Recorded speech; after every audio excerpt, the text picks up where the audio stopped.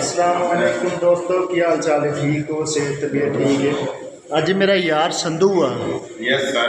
संधू साहब तुसी पता की करना, अज मेरे ब्लॉग का स्टार्ट तुम करना वा।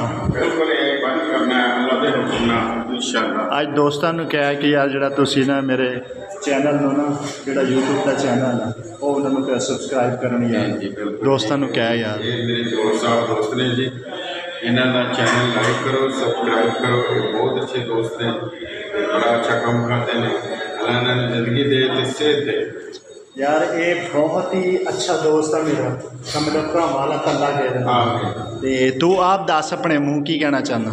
मैं कहना चाहना कि ये बलोच साहब का जो चैनल है इन्हें सबसक्राइब करो। मैं अगे दोस्तों सामने ये गल करता रहना कि यार जरा ना तुम मेरा चैनल सबसक्राइब कराया करो, थोड़ी थोड़ी थोड़ी सपोर्ट है।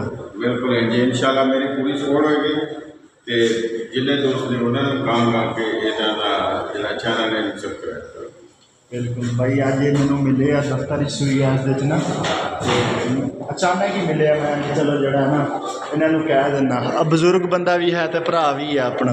तो बाकी जरा ना मिलते अल्लाह खैर करे इंशाअल्लाह। अपनी दुआवां याद रखियो। अल्लाह हाफिज़।